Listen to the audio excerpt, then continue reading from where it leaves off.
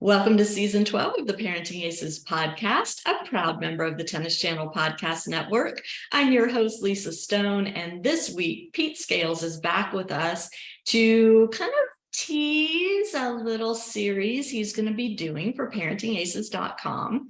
I hope that you've had the opportunity to listen to previous podcasts with him. He is an amazing coach, an amazing teacher, and just an all-around amazing human being. And I'm thrilled to have him collaborate with Parenting Aces to help tennis parents just do better. And we all need that little nudge every now and then, that little reminder about why we're here, why we're doing this tennis journey thing. Just as kind of a heads up, Coach Pete is also a high school tennis coach. And so we're going to be talking a little bit about the importance of high school tennis and why every junior player should really give strong consideration to playing for their school, in addition to continuing to train and compete outside of school. But before I bring Pete on, just a quick reminder, if you haven't joined us already as a premium member, we sure would love to have you. Go to our website, ParentingAces.com, click on the join button, and it will take you through the easy, quick steps to get signed up. Also, you will automatically be getting our monthly e-newsletter, which is a little perk of joining our site. So for now, sit back, relax, and enjoy my conversation with Coach Pete. Well, hey, Pete, it's so great to see you. Welcome back to the podcast. And I am so excited to hear what you're up to and to talk about our latest little venture together. Yeah. Good to be with you, Lisa. Yeah, look forward to it. Yeah. So a few weeks ago, well, I guess now a few months ago, we were exchanging emails and talking about ways that we could collaborate to kind of bring some more value to tennis parents out there and kind of spread the message of what you stand on, which is the compete, learn, honor, right? Did I say that right? Yes, you got okay. it. You got it. That whole kind of ethos of approaching junior tennis and college recruiting and all of those things. And I just felt like you have so much to offer our audience, more than just a periodic podcast. And you were willing and graciously offered to do a series of articles for ParentingAces.com, which we came up with the clever title of Raising Aces, Coach Pete's Guide to Empowering Tennis Parents. And we're going to be launching the first of those pieces soon after this episode airs. And so this podcast is really about kind of reintroducing you to our audience and giving you the opportunity to talk about your expertise and what you can bring to the table for tennis parents everywhere. Yeah, well, hi again, audience.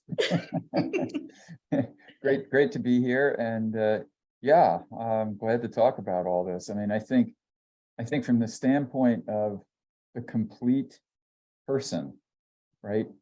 While they're in high school, while they're going through a recruiting process, while they, if they're lucky enough, make a college team and play in a college team, compete, learn, honor, having those kinds of habits and values, it's like a GPS that just keeps you on the right track. And your coaches will be very happy that you're on that track, actually. Yeah. Well, kind of expand on that, because I think it's important for parents to understand why you're saying what you're saying and how that's relevant to kids that are on that college tennis pathway. Yeah. Well, I mean, as every tennis parent knows, it's super competitive for starters, and everybody can play. Mostly, you're looking at state champs or finalists or, people who've gone very far in a state tournament at the least. So everybody can play. What coaches are really looking for is something else, is a work ethic, is a selflessness, a commitment to team, a commitment to, playing within the rules. You want to win, but you want to have high character and play honorably. Represent your school, both at high school and at college. Be a fantastic representative. Be a leader of your team by moral example, not just by how well you play. So I think there's all those extras that some people might consider them extras, right? If you have 120-mile-an-hour serve, you're in. Well, no, no, you're not in. That's great, but then there's all these other things, because ultimately you're going to spend a ton of time at both high school and college level with your teammates, with your coaches. You're a community. So you've got to show that you're committed to the values of the group, the team, and putting the game and the team above you. At the same time as you're breaking your butt to get as good as you can get with the talent God gave you and then developing it, right? So you've got to have both of those things. And I think that's where, if it comes down to a player with 120-mile-an-hour serve and one with 100-mile-an-hour serve, but one is a real team leader and the other isn't, guess who I'm going to take? Yeah. Yeah. Yeah. And talk about the role of the parent in all of this. I mean, obviously, parents, we are our children's first teachers. And, it is our job to set boundaries and, hold our kids to certain standards and, figure out what our family ethos is and impart that to our kids. But when it comes to actual tennis development, what's the role of the parent there? Well, it's complicated. I mean, in some ways, it's an extension of everything else you're doing as a parent and that you've experienced to this point, in terms of the negotiation between you and your child, your children, about how much freedom they get, how much autonomy they get, and how much you say, no, this is how it's going to be, and how it has to be for your safety and your well-being. And as they get older, you cede more authority to your kids as they show you they can handle it, right? But it's a dance, and it's a difficult dance. And as your child gets good in any sport, and tennis specifically, because it is so competitive to get to the college ranks, it gets a little trickier, because now you've got not just your relationship with your child and maybe one coach. You may have several coaches, a primary and a couple of secondary coaches.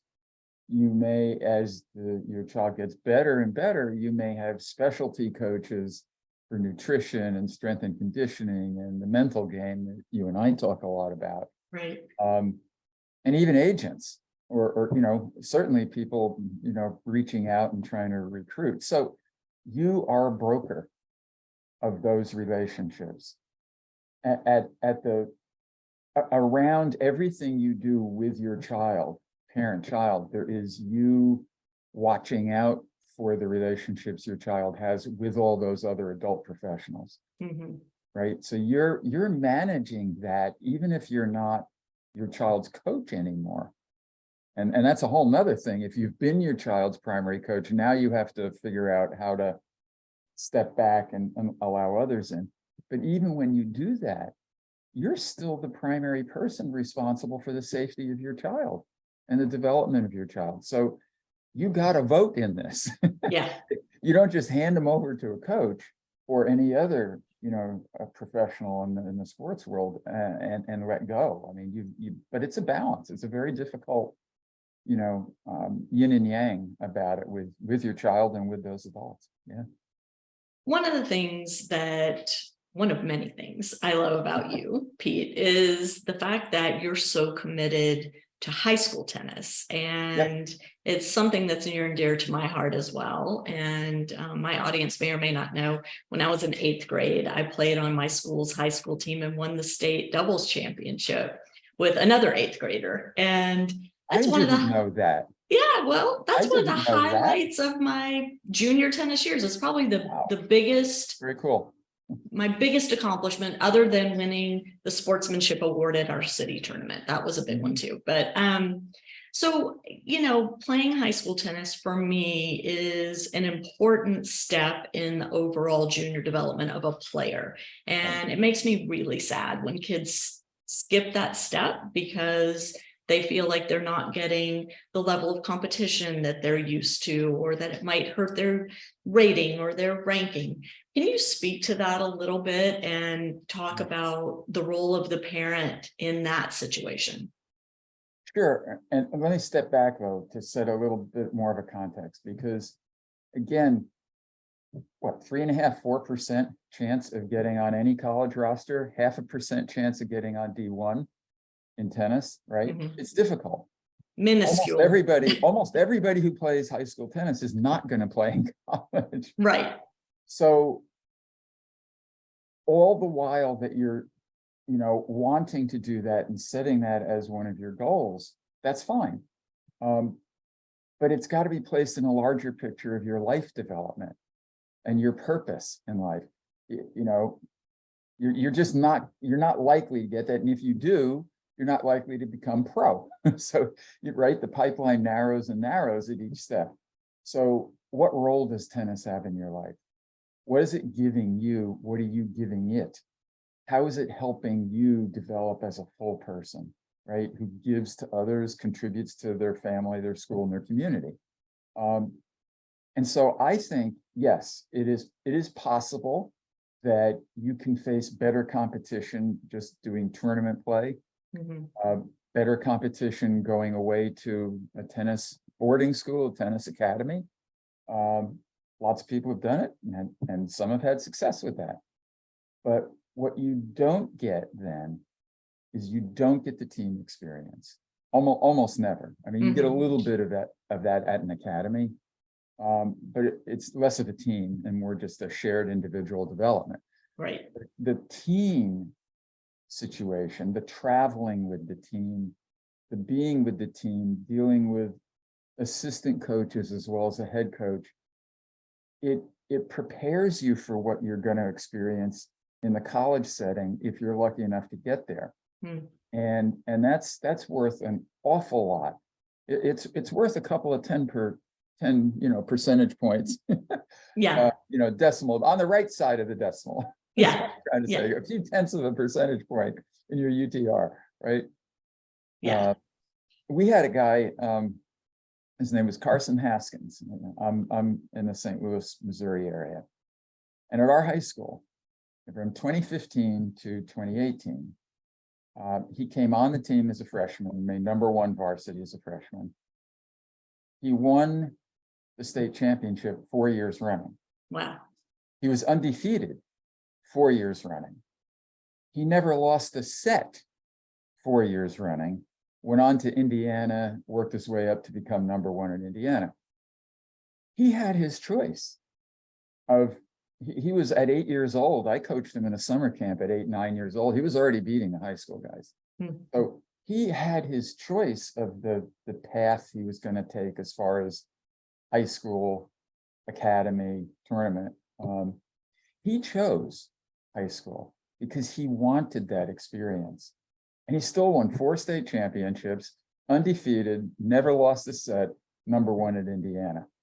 So who knows where he'll go, beyond that. Right. But he's had a very successful tennis career to this point, and didn't miss out on all the fun. And he was a humble guy and a real teammate.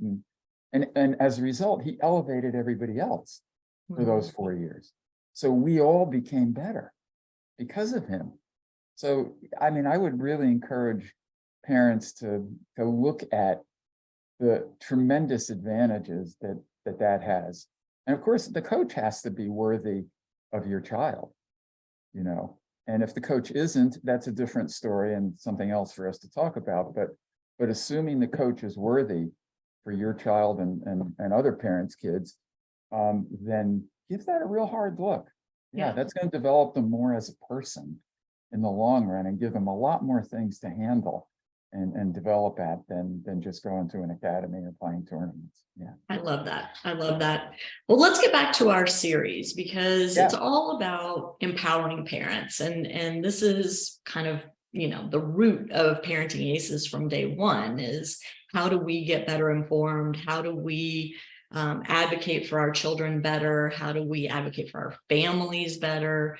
And so I'd love for you to talk a little bit about some of the topics that you're looking to write about and kind of tease that a little for us, and where this may go after these first few initial articles that we're going to do. Yeah, it's all about recognizing and kind of deepening your understanding of what you can do as a parent, even as your child gets better and better and gets up to higher and higher levels. We start out with this basic idea of you're the relationship broker, you're the matchmaker, right? Even if you're not a formal manager, you are the one who's, you're the expert on your child, and your child may be good enough to start getting lessons from ex-pros, from very famous coaches, I mean, maybe your child goes to Rick Macy, get some lessons down there. That can be intimidating. And you can pull back because, well, of course, they know way more than I do. Well, probably they do, unless you yourself, played extensively. Probably they do know more about tennis, but you know more about your child. And so at every juncture where there's a decision to make, you need to be there as a player and in that room at that table. And that you have to make that clear to your child and to all the coaches and specialty folks who are working with your child, that you're going to do your best not to step on their toes, right? And let them be the coach. Right. But they've got to know you're going to be the parent. And at times you may have to come in like a lion. Just saying, just heads up. Yeah. I'm going to give you as coach as much authority with my child as I feel is safe and warranted to give you. As long as you continue to respect me as a parent and treat me as a partner and not as a pain, then we can work together. If you start treating me as a pain, if you stop informing me, if you get irritated when I, as a parent, ask you a question, maybe I don't want to work with you. Maybe I don't want my child to work with you. So how you do these things, I think, is really what this series is about. How you do this, still be a great parent with your child, give your child as much independence and authority as they've earned as they develop into young adults to make a lot of these decisions themselves about who's going to coach them.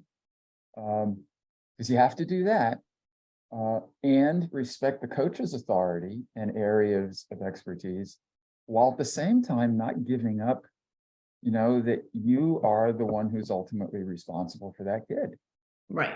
Yeah. Well, and the flip side of that is also understanding what it means to overstep your boundaries in the parent, player, coach triangle, right? Yes. There are situations where parents insert themselves inappropriately. They overstep those boundaries and cause more harm than good, not just between the relationship with the coach, but also the relationship with their own child. And so understanding those boundaries and how to manage those, I think is something that you're going to be writing about as well, right? Yeah, absolutely. I mean, it runs the gamut from coaching during matches. If you're a parent, you're yelling out something to your child. So a real obvious thing. To if you have an issue with a coach, going in, 100% speed and accusatory to a coach. Now, we're not talking about, if there's something really illegal and nefarious going on, sexual abuse and things like that, but just disagreements about tennis and about coaching. Anytime a parent jumps in like that and assumes that they know what's really going on, it's no different than sitting in the stands and you're making a line call. for your kid. You can't see it.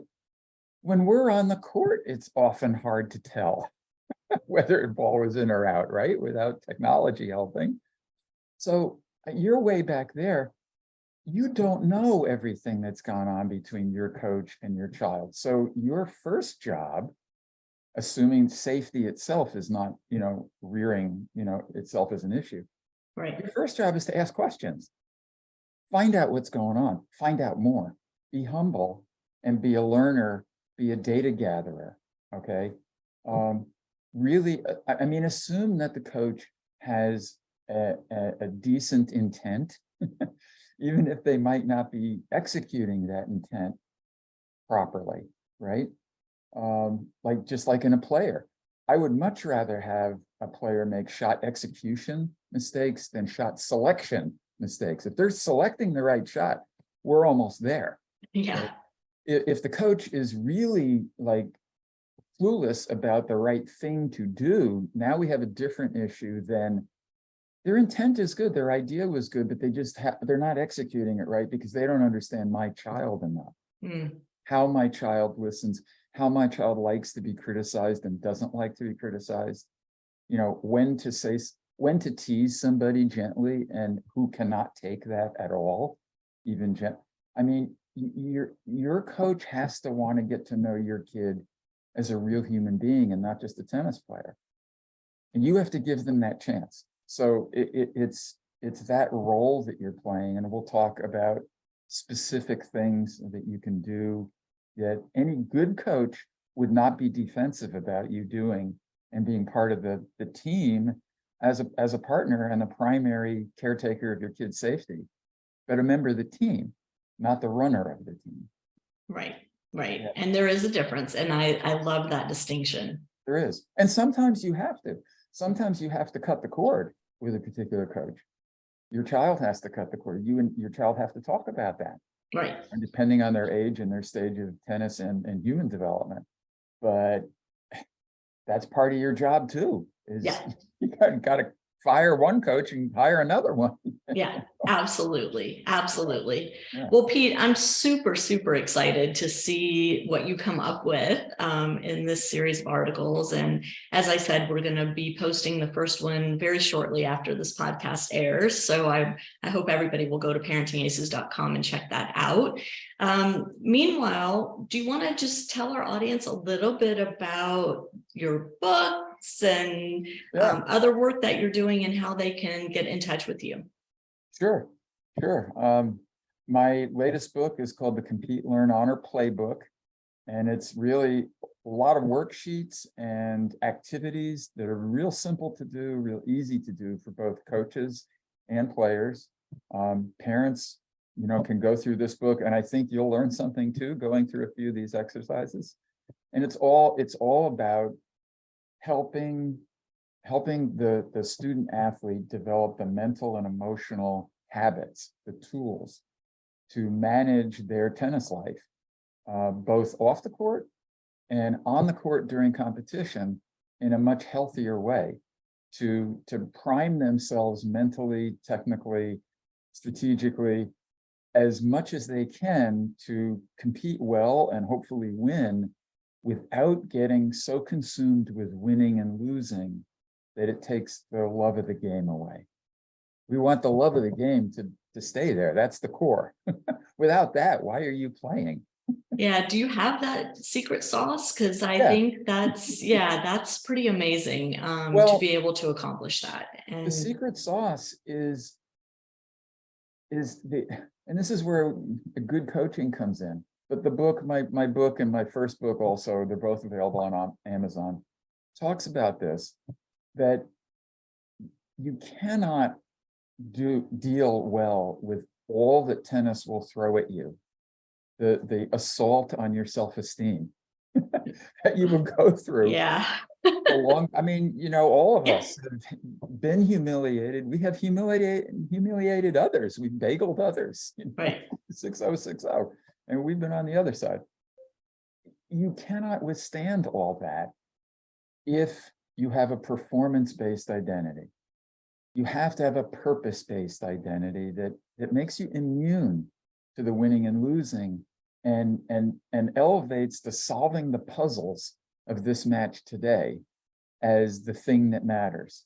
And how coaches help that matter, how parents help that matter and make that a reality is to, in all sorts of different ways, keep reminding your athlete, your child, that you love them whether they win or lose, and that you are not a better person as a human being if you win as a player or a coach, and you're not a worse person if you lose as a player or a coach.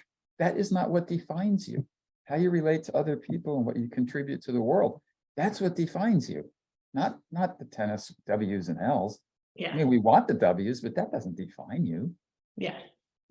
I love that. That's what the book's about. That's what the feature series we're doing together is about. And they can reach me through my website, CompeteLearnHonor.com.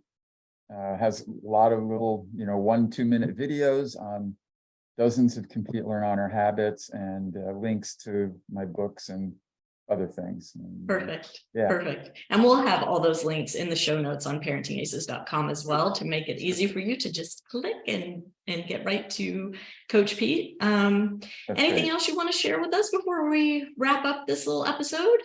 Oh, I'm in my 29th season of high school tennis coaching right now. And my granddaughter is going to join the team next year as a 9th grade freshman in high school. What? For my 30th season, and I just love it the same way I loved it day one of season 1. That's so cool. It's just a huge part of my life and my heart.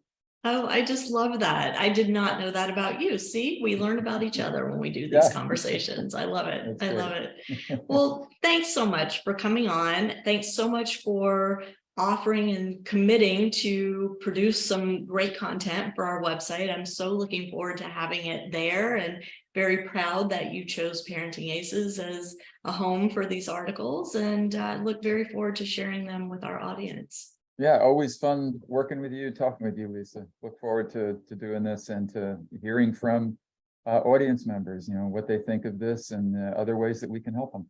Yeah, I'm really hopeful that people will read the articles and comment on the articles themselves and kind of start the conversation going. Because I think that's the way we all learn, is if we share our own personal stories and concerns, so that other parents can read and understand that they're not alone in all of this. You are not alone. Absolutely. Not by a long shot. Pete, great to see you. Thank you again. And to my audience, thank you so much for tuning in. We will catch you next time on Parenting Aces.